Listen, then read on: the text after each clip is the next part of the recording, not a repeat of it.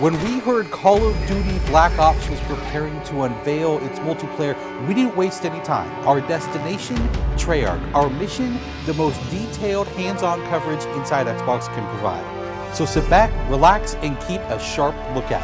Every feature you hear about in this preview has never before been done in a Call of Duty game.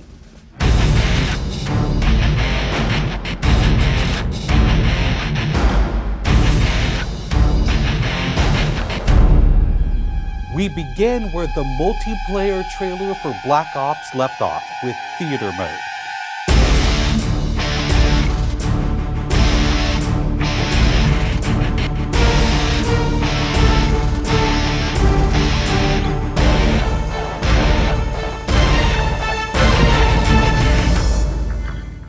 Dan Bunting explains.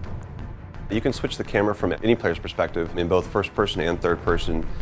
You can detach the camera and go into free cam mode, which allows you to fly anywhere on the map, basically. It's really interesting when you pause the game and go into free cam, you just see all the particle effects just in their full glory, just frozen in time, and it makes some really awesome footage. We really want to give players the tools to be creative, make their own machinima, make their own highlight reels. Maybe they're really competitive clans that want to just capture the films from their matches and then go back and analyze what the other team did or whatever. Also brand new to Call of Duty is Black Ops' new currency system. We put the currency system into Black Ops multiplayer principally because we felt like it'd be a very interesting way to engage with all the unlocks that you've been getting. So one of the things that's really fun about currency is instead of being specifically told at a specific level what you're going to get, we're unlocking features by level, but then once the feature is unlocked, you can purchase any component of that feature with the currency directly. Of course, when you got a little currency jingling in your virtual pockets, nothing feels better than putting it on the line against your fellow players. Say hello, everyone, to wager matches. When we were developing the wager match game modes, we went through a whole bunch of ideas to find the 4 that we were going to use to ship inside the game. And really, if it wasn't people screaming in joy and frustration when they were sitting around the office playing, it wasn't good enough to be a wager match.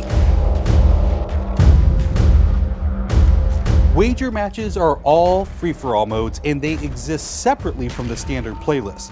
They include game modes like Gun Game, where you're in a race to score a kill with 20 different weapons, beginning with pistols and advancing through ever more explosive weaponry. It's extremely rewarding for us as a design team to put something up there that people are reacting to really well and that's slightly different than what they get, and everyone loves the core game. And you have to be very careful when you're finessing the core mechanics of the game. But Wager Match has let us kind of get our creativity flowing and do some things that you're not normally used to, and then spin them up in unique ways and combine things in ways that you haven't seen before, that you never really thought of, and that wouldn't be appropriate for the core game, but are completely appropriate for Wager Matches. While the classic Call of Duty challenge system is still very much in place, Black Ops is also adding a new feature called contracts. Right, so if you're using the contract system, you actually have to put up a little of your own currency in order for a bigger payday. And depending on the contract, some contracts pay XP, some pay more currency, some pay both. But they're all time limited, and it's game time limited, so you have to go to work to accomplish that contract within the time period in order to get paid. It's different from the challenges, in so much that the challenges some players like to use very aggressively, and they map out their path through the challenge system in order to maximize their XP gains, in order to level faster. And then a whole nother set of players uses the challenges sort of passively. They're there, when you get them they feel good, but contracts gives you a way to directly engage with the content inside the game. It says, hey, I'm an SMG guy, I want SMG based contracts, I'm going to chase my contracts and I'm going to get paid. And that's fun. Another focus for Black Ops is player customization, including things like unlockable face paint, unique perk-specific character models, and a whole lot of weapon customization. We've been we stole the line from Full Metal Jacket, this is my weapon, this is my gun, and we're chanting that around the office as sort of our mantra for this feature. Originally it started with one of our designers he just made kind of an offhand comment one day where he said, you know, I really have a certain attachment to the weapon that's my favorite. I want to make that weapon mine, and that was all it took.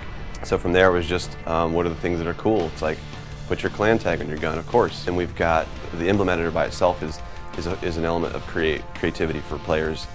And then the reticles, of course, why not give people the option to select what kind of red dot they have. Maybe they don't like a dot, maybe they like a circle, maybe they like a triangle, maybe they like a standard crosshair, maybe they just want a line. And then there is combat training, which allows you to get comfortable with the trappings of multiplayer by competing in matches against AI-controlled opponents. You know, it's our hope that combat training can convert people who are largely single-player gamers who might have, dabbled around in multiplayer but never made that leap to playing online, and give them kind of this experience where they can get familiar with the mechanics and features and systems that multiplayer has, but they can do so at their own pace, they can do so without someone screaming in their ear what a noob they are, and practice up and then join the competitive fold. Experienced players could use combat training to practice up on a particular weapon, a particular tactic, or a particular map. So we think it appeals to both audiences, but most directly, it was designed to help new players get into the mix.